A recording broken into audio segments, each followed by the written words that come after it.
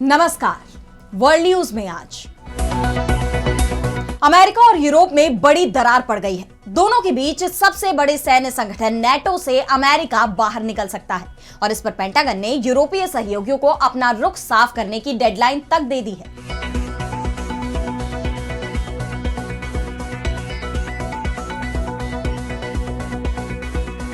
अमेरिकी राष्ट्रपति Donald Trump पहले से ही नेटो पर रक्षा बजट बढ़ाने का दबाव बना रहे हैं और अब जो खबर सामने आई है उससे ये सैन्य गठबंधन संकट में आ गया है। अमेरिकी रक्षा विभाग के मुख्यालय पेंटागन ने यूरोपीय अधिकारियों से बैठक में नेटो की कमान संभालने को लेकर बड़ी मांग कर दी है और साथ ही ये चेतावनी भी दी है कि अगर ऐसा नहीं हुआ तो नेटो से अलग हो जाएगा अमेरिका। इस पर हम करेंगे विस्तार से चर्चा, लेकिन आइए जरा उन खबरों को भी देख लें जिन पर आगे होगी बात। युद्ध विराम की कोशिशों पर अमेरिका और यूक्रेन का बयान। रूस की इच्छा पर निर्भर करती है शांति। मॉस्को के खिलाफ महासाजिश रचने में लगे यूरोप और G7 देश। जंग की तैयारियों में जुटे ईरान और इजरायल। पीएम नेतन्याहू ने 2026 के रक्षा बजट में की भारी बढ़ोतरी। उधर तेहरान ने ओमान सागर में किया शक्ति प्रदर्शन। पाकिस्तान और तालिबान में फिर छिड़ी जंग। बॉर्डर पर भीषण गोलीबारी। 20 पोस्ट छोड़कर भागी पाकिस्तानी सेना। और चलते चलते में देखेंगे क्या है मौत के बाद का थर्ड स्टेट। नई खोज ने दुनिया में मचाई हलचल। इन सभी खबरों पर हम विस्तार से करेंगे बात, लेकिन पहले एक नजर हेडलाइंस पर। भारत और चीन के बॉर्डर पर बढ़ सकता है तनाव। तिब्बत से जुड़ी सीमा के पास बीजिंग ने खड़ा किया आर्मी नेटवर्क। सैटेलाइट तस्वीरों में बड़ा खुलासा आया सामने। सोशल मीडिया कानून तोड़ना पड़ा भारी। एलन मस्क को यूरोपियन यूनियन ने दिया बड़ा झटका। एक्स पर ठोका $14 करोड़ का जुर्माना। रूसी राष्ट्रपति पुतिन के दौरे पर पूर्व पेंटागन अधिकारी रुबिन ने अमेरिका के राष्ट्रपति ट्रंप पर कसा तंज। कहा ट्रंप को मिलना चाहिए नोबेल। भारत और रूस को करीब लाने का दिया क्रेडिट। पाकिस्तान की मदद के लिए फिर आगे आया सऊदी अरब। अपने $3 अरब के डिपॉजिट की मैच्योरिटी 1 साल के लिए बढ़ाई। पाकिस्तान को फॉरेन एक्सचेंज रिजर्व को मजबूत करने में मिलेगी मदद। तो अमेरिका समेत यूरोपीय देशों के सबसे बड़े सैन्य गठबंधन नेटो पर बड़ा संकट आ गया है, क्योंकि अमेरिकी राष्ट्रपति डोनाल्ड ट्रंप ने यूरोपीय देशों को यह साफ चेतावनी दे दी है कि अगर उन्होंने अपना रुख साफ नहीं किया तो अमेरिका नेटो से बाहर निकल जाएगा। उन्होंने इसके लिए नेटो के यूरोपीय सदस्यों को डेडलाइन भी दे दी है। दरअसल डोनाल्ड ट्रंप ने जब से दोबारा अमेरिकी राष्ट्रपति का पदभार संभाला है तब से ही वो अमेरिका फर्स्ट की नीति पर जोर दे रहे हैं। उन्होंने अमेरिकी फंड को भी कम करने के लिए तमाम फैसले लिए, जिनमें संयुक्त राष्ट्र की संस्थाओं जैसे कि WHO से निकलने की योजना भी शामिल है। इसी कड़ी में अब उन्होंने नेटो देशों से अपील की थी कि वो अपना रक्षा बजट बढ़ाएं, क्योंकि नेटो के रक्षा खर्च में सबसे बड़ा योगदान अमेरिका का रहा है। ट्रंप सभी देशों पर बराबर सहभागिता का दबाव बना रहे हैं और इसके लिए उन्होंने बाकी देशों से बजट बढ़ाने की मांग की। हालांकि कई देशों ने 5% बजट बढ़ाने पर सहमति भी जताई, लेकिन स्पेन, बेल्जियम जैसे देशों ने इस पर आपत्ति भी दर्ज कराई थी। और अब ट्रंप का कहना है कि नेटो के संचालन की पूरी जिम्मेदारी यूरोप को संभालनी चाहिए, यानी अमेरिका इससे अपना पल्ला झाड़ने की तैयारी में दिख रहा है। पश्चिमी मीडिया की रिपोर्ट के मुताबिक इस हफ्ते वॉशिंगटन में अमेरिका के रक्षा विभाग के मुख्यालय पेंटागन के कर्मचारियों और कई यूरोपीय प्रतिनिधि मंडलों की एक बैठक बुलाई गई थी। इस दौरान पेंटागन ने राजनयिकों को यह साफ कर दिया कि अमेरिका चाहता है कि 2027 तक यूरोप नेटो की अधिकांश पारंपरिक रक्षा क्षमताओं को खुफिया मिशन से लेकर मिसाइलों तक सबको अपने नियंत्रण में ले ले। अधिकारियों के मुताबिक अमेरिका 2022 में रूस की तरफ से यूक्रेन पर किए गए हमले के बाद से यूरोप की अपनी रक्षा क्षमताओं को बढ़ाने में की गई प्रगति से अभी तक संतुष्ट नहीं है। ऐसे में अब उसने ये सख्त कदम उठाया है। इस एक फैसले से अमेरिका के अपने सबसे महत्वपूर्ण सैन्य साझेदारों के साथ काम करने के तरीके में एक नाटकीय बदलाव आने की बात कही जा रही है, लेकिन इस पर यूरोपीय सहयोगी सहमत नजर नहीं आ रहे। उनके लिए ये एक कठिन समय सीमा है जो हकीकत से बहुत दूर है। उनका कहना है कि यूरोप को बहुत कम समय में कुछ अमेरिकी क्षमताओं को बदलने के लिए फंड और राजनीतिक इच्छा शक्ति से कहीं ज्यादा की जरूरत है। नेटो सहयोगियों को उन सैन्य उपकरणों के उत्पादन में भी देरी का सामना करना पड़ रहा है जिन्हें वो खरीदने की कोशिश कर रहे हैं, यानी यूरोपीय देश इसके लिए बिल्कुल भी तैयार नहीं दिख रहे। ऐसे में इस खबर के सामने आते ही हड़कंप मच गया है। सवाल उठ रहे हैं कि क्या नेटो में दरार पड़ने वाली है? क्या अमेरिका नेटो से अलग होने वाला है? हालांकि अब तक ये साफ नहीं है कि क्या ये केवल पेंटागन का विचार है या अमेरिकी राष्ट्रपति ट्रंप का आधिकारिक फैसला। लेकिन ये पूरा घटनाक्रम ऐसे वक्त में सामने आया है जब दुनिया में अलग अलग जगह जंग का माहौल है। इस बात की आशंका जताई जा रही है कि कभी भी रूस यूक्रेन युद्ध में नेटो की एंट्री हो सकती है। मुस्लिम देश अपना अलग नेटो बनाने की तैयारी में है। इन हालात में यूरोप और अमेरिका के गठबंधन नेटो पर सबकी नजरें बनी हुई हैं। और अब बढ़ते हैं अगली खबर की तरफ, जहां हम बात करेंगे रूस यूक्रेन युद्ध की। तो इस युद्ध को खत्म करवाने की कोशिशें एक बार फिर कमजोर पड़ती नजर आ रही हैं। अमेरिकी राष्ट्रपति डोनाल्ड ट्रंप के पीस प्लान पर यूक्रेन और यूरोपीय देशों ने आपत्ति दर्ज कराई, जिसके बाद कई दौर की बैठकें हुई। बीते दिन भी अमेरिका में यूक्रेनी प्रतिनिधिमंडल पहुंचा था। अमेरिकी विशेष दूत स्टीव विटकॉफ और राष्ट्रपति डोनाल्ड ट्रंप के दामाद जेरेड कुशनर ने यूक्रेनी वार्ताकारों के साथ मुलाकात की, लेकिन अब तक युद्ध विराम पर कोई हल निकलता नहीं दिख रहा।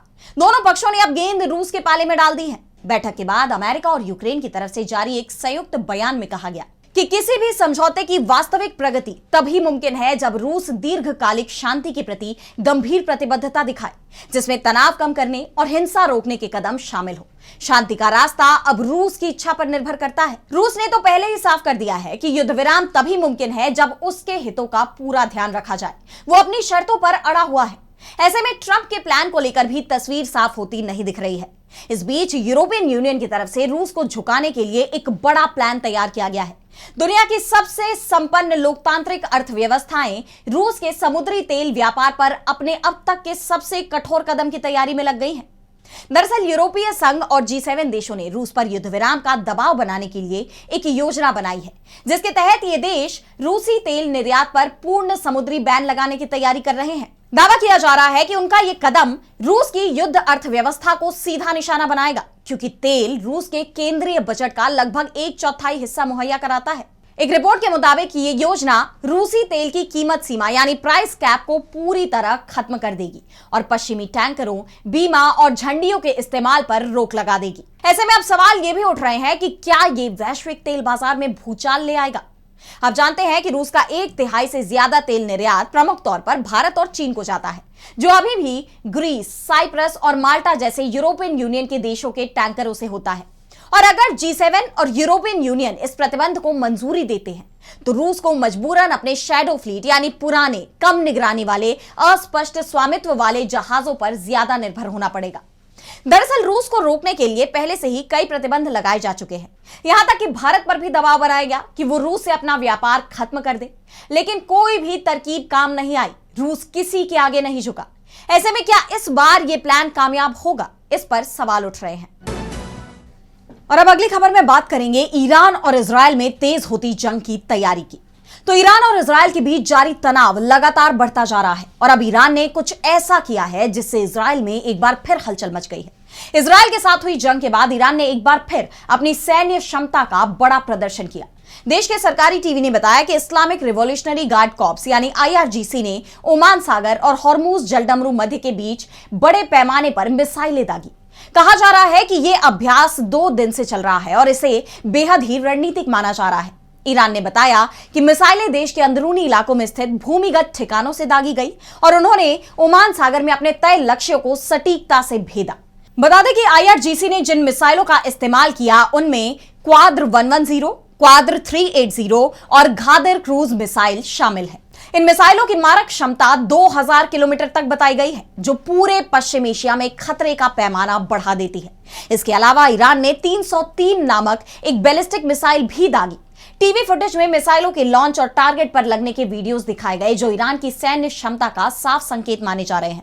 बता दें कि जब जून 2025 में ईरान और इजरायल के बीच 12 दिन तक जंग चली थी, तब ईरान की मिसाइल ने इजरायल में भारी तबाही मचाई थी। हालांकि उस वक्त ईरान का एयर डिफेंस सिस्टम मजबूत नहीं था, लेकिन अब ईरान ने हर मोर्चे पर खुद को मजबूत कर लिया है, जिसने इजरायल की चिंता और बढ़ा दी है। सवाल ये उठ रहे हैं कि क्या एक बार फिर ईरान और इजरायल के बीच जंग छिड़ने वाली है, क्योंकि इजरायल ने भी 2026 के रक्षा बजट में भारी बढ़ोतरी की है, जिसके बाद से जंग की चर्चा तेज हो गई है। दरअसल इजरायल के बिन्यामिन नेतन्याहू सरकार की कैबिनेट ने साल 2026 का बजट पास कर दिया है। इस बजट में रक्षा क्षेत्र के लिए एक बड़ी रकम रखी गई है। प्रधानमंत्री नेतन्याहू ने बताया कि डिफेंस के लिए 112 बिलियन शेकेल यानी इजरायली करेंसी रखा गया है। वहीं इजरायल के रक्षा मंत्री काट्ज ने कहा है कि हम IDF को मजबूत करने और सैनिकों की जरूरतों को पूरा करने के लिए निर्णायक कदम उठा रहे हैं, ताकि हर मोर्चे पर इजरायल की सुरक्षा सुनिश्चित हो सके। उनके इस फैसले से आने वाले वक्त में नई लड़ाई का अंदेशा पैदा होता है। वहीं उनके इस कदम ने कई अन्य सवाल भी खड़े कर दिए हैं कि आखिर जब गजा में युद्ध विराम हो चुका है तो अचानक इजरायल को अपना रक्षा बजट बढ़ाने की जरूरत क्यों पड़ी। सवाल यह भी उठ रहे हैं कि क्या इजरायल और ईरान के बीच दोबारा जंग छिड़ने वाली है। और अब अगली खबर में बात करेंगे पाकिस्तान और तालिबान में फिर शुरू हुई जंग की। तो दोनों देशों में पिछले कुछ वक्त से शांति बनी हुई थी, लेकिन अब पाकिस्तान और अफगानिस्तान एक बार फिर आमने सामने आ गए हैं। दोनों देशों के बीच फिर से जंग छिड़ गई है। दरअसल पाकिस्तान और अफगानिस्तान के बीच 5 दिसंबर की देर रात बॉर्डर पर भारी गोलीबारी हुई, जिसके बाद से हालात काफी तनावपूर्ण बने हुए हैं और इसकी पुष्टि दोनों ही तरफ के अधिकारियों ने की है। अफगानिस्तान के अधिकारियों का बयान सामने आया है, जिसमें उन्होंने कहा है कि पाकिस्तान की सेना के साथ साझा सीमा पर भारी गोलीबारी में 4 आम नागरिक मारे गए हैं। कांधार प्रांत के स्पिन बोल्डक जिले के गवर्नर ने मौतों की पुष्टि की है। वहीं इस मामले की जानकारी अफगानिस्तान की तालिबान सरकार के प्रवक्ता ज़बीहुल्लाह मुजाहिद ने भी दी है। ज़बीहुल्लाह ने एक्स पर पोस्ट किया कि दुर्भाग्य से आज शाम पाकिस्तानी पक्ष ने एक बार फिर कांधार के स्पिन बोल्डक जिले में अफगानिस्तान की ओर हमले किए, जिसके जवाब में इस्लामिक अमीरात की सेनाओं को कार्रवाई करनी पड़ी। वहीं पाकिस्तानी सरकार ने अफगान सेना पर बड़ा आरोप लगाया। पाकिस्तान सरकार की तरफ से जारी एक बयान में कहा गया कि यह अफगान सेना थी जिसने चमन बॉर्डर पर बिना किसी उकसावे के फायरिंग की। पाकिस्तान पूरी तरह से अलर्ट है और अपनी क्षेत्रीय अखंडता और अपने नागरिकों की सुरक्षा सुनिश्चित करने के लिए प्रतिबद्ध है। हालांकि कहा तो यह भी जा रहा है कि पाकिस्तानी सेना ने आम लोगों पर रॉकेट दागे, जिससे स्पिन बोल्डक में लोगों को कई मुश्किलों का सामना करना पड़ा। इसके बाद अफगान सेना ने पाकिस्तान के खिलाफ भारी ऑपरेशन शुरू कर दिया, जिसमें उन्हें काफी नुकसान हुआ।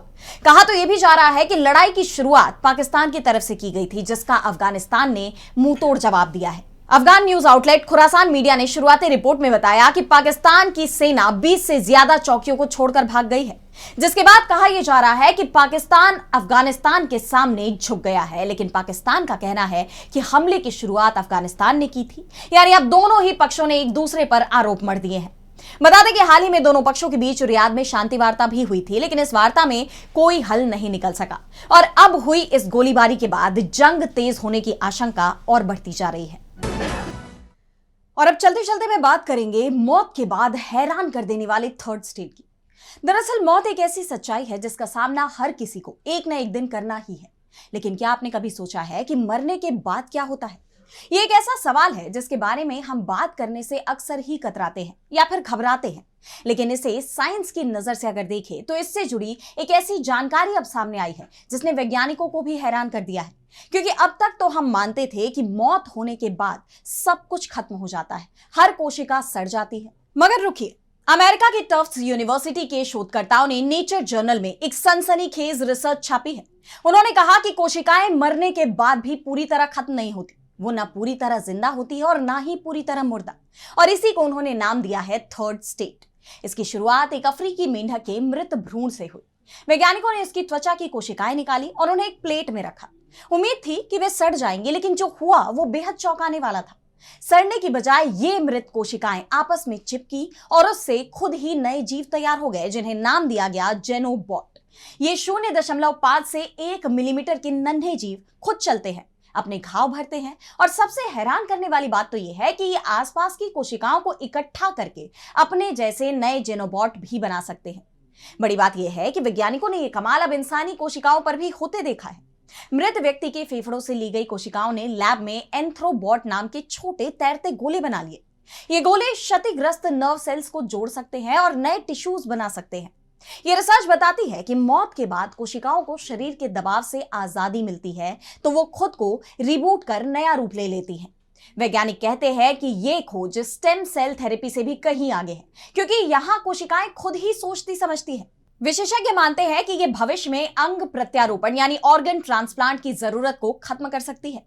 जितनी बड़ी ये खोज है, इससे जुड़ा सवाल भी इतना ही बड़ा है, और वो ये है कि क्या शरीर सच में मरने से इनकार कर सकता है?